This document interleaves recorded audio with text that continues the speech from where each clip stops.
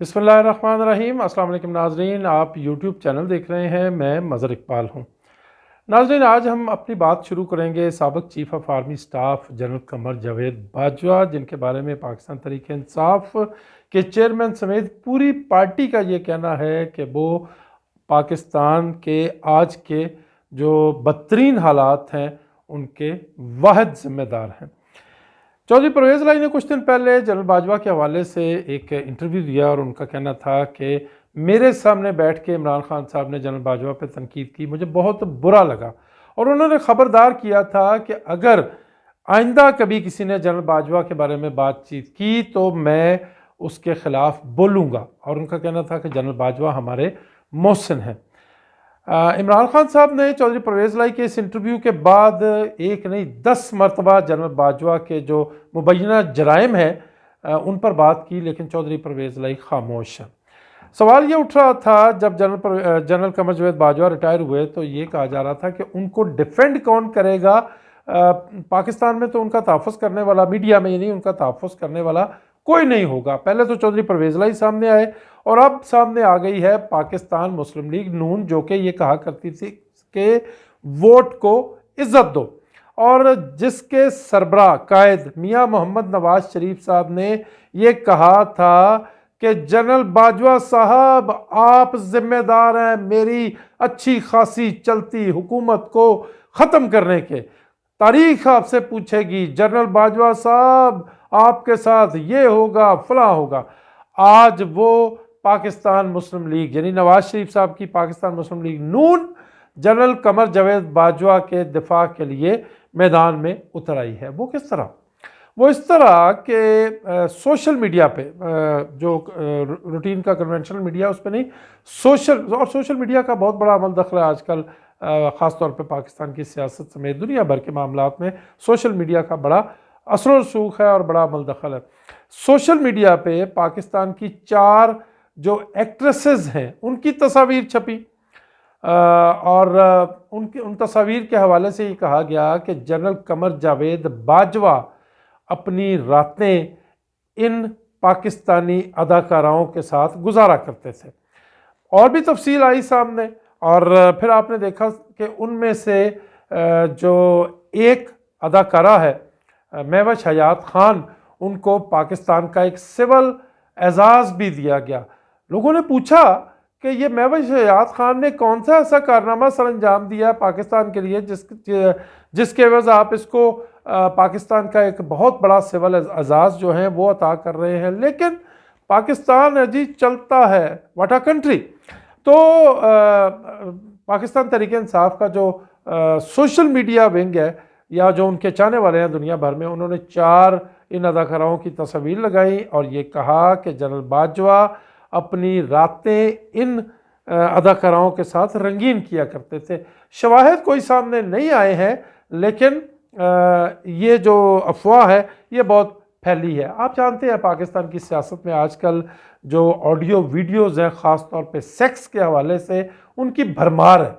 इमरान खान साहब की आ रही हैं, मरियम नवाज़ की आ रही हैं और राना सनाउल्लाह की कुछ आ रही हैं, शहबाज शरीफ की आ रही हैं, ख़ास तौर पे इमरान खान साहब की बहुत आ रही हैं। और पाकिस्तान तहरीक-ए-इंसाफ के लोगों का कहना था कि ये ऑडियो वीडियोज़ जो हैं वो जनरल बाजवा के दौर में इस्टेब्लिशमेंट बनवाया करती थी और वही लीक किया करती थी और वही मंजर आम पर लाया करती थी। आज ख़ुद जनरल बाजवा इस किस्म की जो पोस्ट्स हैं उनका निशाना बन रहे हैं। इम्पॉर्टेंट बात इसमें यह है कि पाकिस्तान मुस्लिम लीग नून जनरल बाजवा के दिफा के लिए आ गई। जब ये इन अदाकाराओं से मुंसलिक किया गया जनरल कमर जावेद बाजवा को, तो मोहतरमा मरियम औरंगज़ेब साहिबा जो कि पाकिस्तान की वफाकी वज़ीर इत्तलात और नशरियात है, उन्होंने एक मैसेज दिया, एक बयान दिया और उनका कहना था कि माओ बहनों की इज़्ज़त करने वाले जो हैं वो इस किस्म का काम नहीं करते। ये जो पाकिस्तान तहरीक-ए-इंसाफ है ये माओ बहनों को बदनाम कर रही है, यानी कि अब एक आम पाकिस्तानी की जो माएँ बहनें हैं उनको मिला दिया मरियम औरंगज़ेब साहिबा ने वीना हयात अपना महवश हयात खान से या जो दीगर एक्ट्रेसेस हैं उनसे। मैं इस तफसील में नहीं जाता कि क्यों इतराज़ किया जाना चाहिए एक आम पाकिस्तानी की माँ बहन को इन अदाकाराओं के साथ मिलाने पे। मैं इसकी तफसील में नहीं जाता, आप सब जानते हैं कि। और फिर मैं आपसे पूछता हूँ, आप में से कौन कौन है जो ये चाहता है कि मेरी माँ को, मेरी बहन को, मेरी किसी अजीज़ा को महविश हयात खान समेत ये जो पाकिस्तानी एक्ट्रेसेस हैं जो कि बड़े बोल्ड सीन भी फिल्म बंद करवाती है, इनके साथ मिलाया जाए? तो ये पॉलिटिक्स है जी, सियासत है, गंदा है और बड़ा गंदा है। और पाकिस्तान मुस्लिम लीग नून ने ये सोच लिया है कि जिसके बारे में इमरान खान या उनकी जमात तनकीद करेगी, इन्होंने उसकी तारीफ़ करनी है, जिसकी वो तारीफ़ करेंगे इन्होंने उसकी उस पर तनकीद करनी है। तो वजह किसी के पास भी नहीं है। और अब आ जाए जी ज़रा एक बहुत बड़ी डेवलपमेंट जो पाकिस्तान मुस्लिम लीग नून के अंदर हुई है और जिसने इन खबरों की तस्दीक कर दी है कि आज से नहीं, एक अरसे से पाकिस्तान मुस्लिम लीग नून के अंदर तकसीम चल रही है, धड़ेबंदी चल रही है। और वो इस तरह से कि बज़ाहिर तो नोटिफिकेशन किया है पाकिस्तान मुस्लिम लीग नून के सदर जनाब शहबाज शरीफ साहब ने, लेकिन असल में ये नोटिफिकेशन हुआ है मियाँ मोहम्मद नवाज शरीफ साहब की हिदायत पे, बल्कि दबाव पे। मियाँ मोहम्मद नवाज शरीफ साहब एक अरसे से मियाँ शहबाज शरीफ साहब को ये कह रहे थे कि आप पार्टी पे तवज्जो दें, पार्टी बिखरती चली जा रही है, पार्टी कमज़ोर हो गई है, पार्टी तितर बितर हो गई है, पार्टी के ऊपर कोई ग्रिप नहीं रह गई, लोग जो हैं कोई इंटरेस्ट नहीं लेते, कारकुन जो है वो ख़त्म हो गए हैं और फलां फलां इस तरह की बातें हो रही थी। लेकिन मियाँ शहबाज शरीफ साहब की तो तरजीहात ही कुछ और है, वो तो मामलात ही उनके कुछ और है। फिर क्रेडिबिलिटी का भी प्रॉब्लम है। मियाँ शहबाज शरीफ साहब गो के बामरे मजबूरी बना दिए गए पाकिस्तान मुस्लिम लीग नून के सदर, लेकिन उनको सदर के तौर पे कोई कबूल नहीं करता, जिस तरह उनको मुल्क के वज़ीर आज़म के तौर पे लोग कबूल नहीं करते। मैं नहीं कह रहा, पाकिस्तानियों की अक्सरियत ये बात कह रही है। तो मियाँ साहब ने कोई तवज्जो नहीं दी। अल्टीमेटली मियाँ नवाज शरीफ साहब ने मियाँ शहबाज शरीफ साहब से एक नोटिफिकेशन कराया अपनी बेटी मरियम नवाज साहिबा के लिए। इस नोटिफिकेशन के बाद मोहतरमा मरियम नवाज साहिबा पाकिस्तान मुस्लिम लीग नून की सीनियर नायब सदर बना दी गई हैं। यानी पहले वो नायब सदर थी और उसके बाद अब सीनियर नायब सदर बना दी गई हैं। और सिर्फ सीनियर नायब सदर नहीं, उनको पार्टी को रीऑर्गेनाइज करने के लिए चीफ ऑर्गेनाइजर का ओहदा भी दे दिया गया है। अब सवाल ये पैदा होता है कि वो मरियम नवाज जो कि पार्टी की नायब सदर के तौर पे काबू में नहीं आ रही थी और डोमिनेट कर रही थी मियाँ शहबाज शरीफ साहब पे, वो जब सीनियर नायब सदर हो गई हैं अब और पार्टी की चीफ ऑर्गेनाइज़र हो गई हैं और उनको जिम्मेदारी दे दी गई है कि पार्टी को रीऑर्गेनाइज किया जाए, तो वो किस तरह से काबू आएंगी। तो पार्टी के अंदर तो मियाँ शहबाज शरीफ साहब की रही सही साख भी ख़त्म हो गई है, इनका कोई कैरेक्टर पार्टी में नहीं रह गया। अब डोनर्स कॉन्फ्रेंस हो रही है 9 जनवरी को और वज़ीर आज़म शहबाज शरीफ साहब इस डोनर्स कॉन्फ्रेंस में जा रहे हैं। मैं इसका कुछ अहवाल आपको कल बता चुका और आज भी मैं आपको बता रहा हूँ कि अभी तक ये कंफर्म नहीं हुआ कि कितने ममालिक के सरबराह या हुकूमतों के सरबराह उसमें कॉन्फ्रेंस में आ रहे हैं। ऐसा लग रहा है कि तीसरे चौथे पाँचवें दर्जे की जो नुमाइंदगी होगी मुख्तलिफ ममालिक की उसमें होगी। लेकिन पाकिस्तानी सियासत के हवाले से ये बड़ी इंपॉर्टेंट बात है कि इधर से 9 जनवरी को मियाँ शहबाज शरीफ साहब पहुँचेंगे जनेवा में डोनर्स कॉन्फ्रेंस के लिए और उधर से जो लंदन से मियाँ नवाज शरीफ और मोहतरमा मरियम नवाज साहिबा पहले ही जनेवा पहुँच चुके हैं। अब जनेवा में इनकी मुलाकात होगी, गिले शिकवे भी होंगे, छोटे भाई से जो है वो बड़े भाई करेंगे और बड़े भाई से छोटे भाई करेंगे। लेकिन जो मरियम नवाज हैं वो इस वक्त डोमिनेट कर रही हैं और मियाँ नवाज शरीफ साहब खासे परेशान थे। देखिए ना, नवाज शरीफ कैंप के जो लोग हैं, अब आप देख लें मुसद्दक मलिक साहब हैं तो वज़ीर, लेकिन मैटर कहीं भी नहीं करते। उनके हालांकि वो बड़े काबिल कबूल हैं, उनका लहजा बड़ा ज़बरदस्त है और बड़े बड़े शुगर कोटेड सी गुफ्तगू करते हैं, एक्सेप्टेबल भी है। लेकिन चूँकि नवाज शरीफ कैंप के हैं, मरियम नवाज कैंप के हैं, इसलिए मियाँ शहबाज शरीफ साहब की हुकूमत में वो खुटे लाइन है। आप पॉलिसी मैटर्स के हवाले से अगर परवेज़ रशीद साहब की तारीफ़ ना करें मुस्लिम लीग नून के बयानिए को आगे बढ़ाने के लिए, तो मैं समझता हूँ ये ज़्यादती होगी। लेकिन आजकल परवेज़ रशीद साहब हैं कहाँ पे? मियाँ मुशाहिद हुसैन सैयद की बात कर लें, फिर आप बात कर लें मियाँ जावेद लतीफ़ साहब, जिन्होंने मियाँ नवाज शरीफ साहब की मोहब्बत में ख़ुद पे ऑलमोस्ट बगावत का मुकदमा ले लिया था।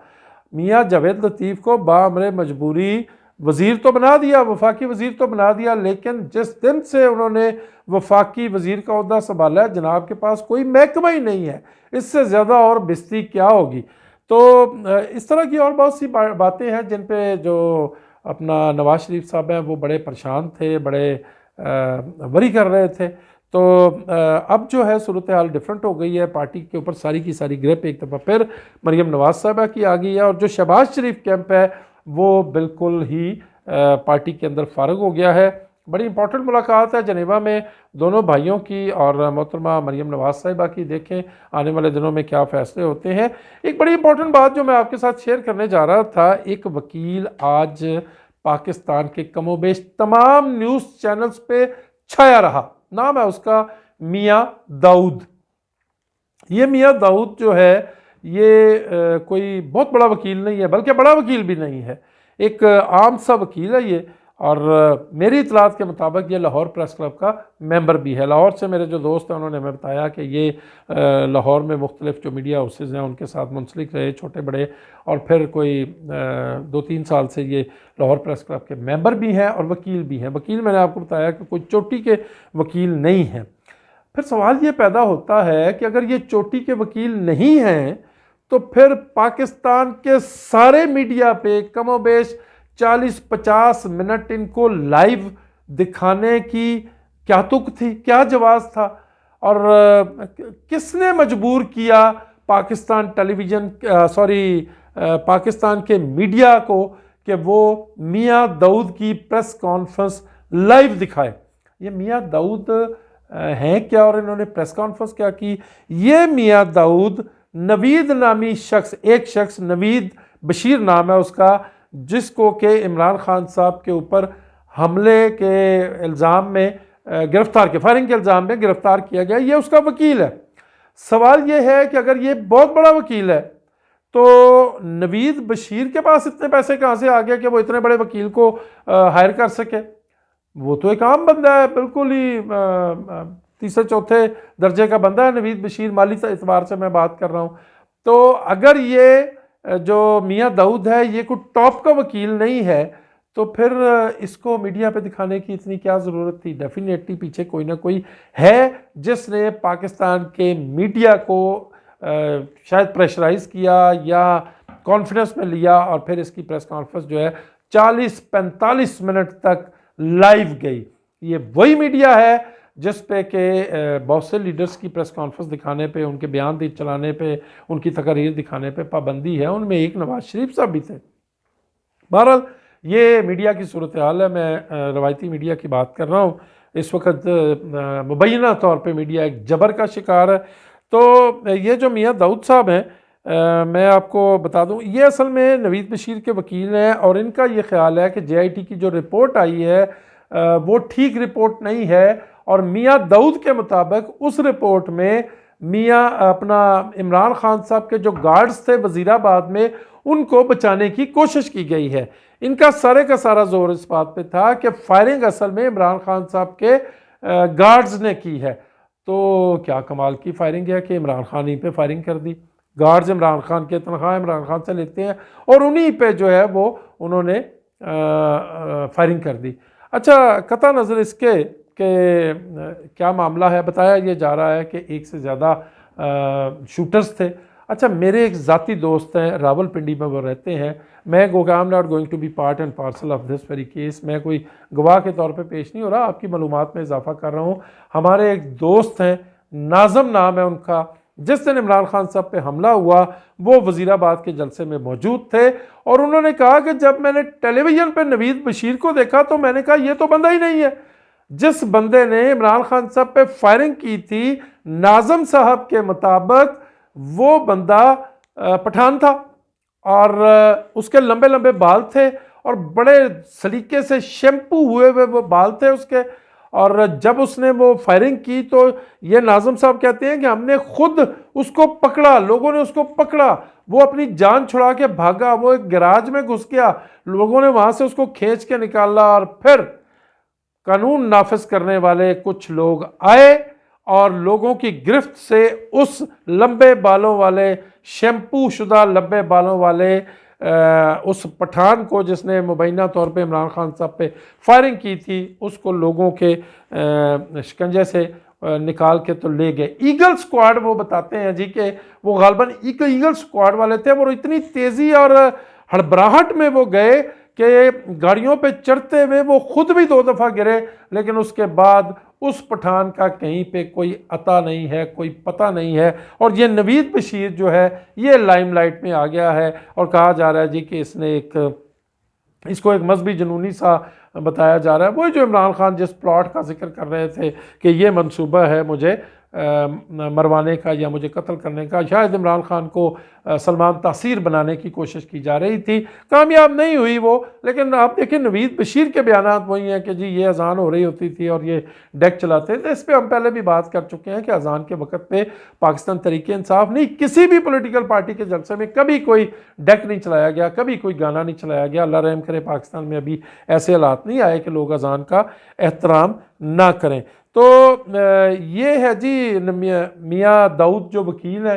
अगर आपको याद हो तो इस्लामाबाद में एक पर्सनैलिटी हुआ करती थी, वो भी काला कोट पहनते थे, यानी वकला का यूनिफॉर्म पहनते थे, नाम था उनका मौलवी इकबाल हैदर। और वो बरसात के मेंढकों की तरह कभी कभी बाहर आते थे जब मखसूस लोगों को उनकी ज़रूरत होती थी, तो पटिशन उनको तैयार मिलती थी, सिर्फ उन्होंने उसके ऊपर दस्तखत करने होते थे। ऐसा लगता है कि जैसे मियाँ दाऊद भी मौलवी इकबाल हैदर ही के हवाले से उसी तरह की कोई शख्सियत है। आने वाले दिनों में जी JIT की रिपोर्ट के हवाले से, पाकिस्तान मुस्लिम लीग नून के अंदर तकसीम के हवाले से और जो दीगर मामलात हैं उनके हवाले से जो भी डेवलपमेंट होगी हम आपके साथ शेयर करते रहेंगे। अब तक के लिए इतना ही। अपना बहुत ख्याल रखिएगा और अपने इस चैनल का भी। और आपसे गुजारिश है कि हमारे चैनल को सब्सक्राइब करें, बेल का बटन दबाएं ताकि हमारी वीडियोज़ बर वक्त आप तक पहुँचती रहें। अल्लाह निगहबान।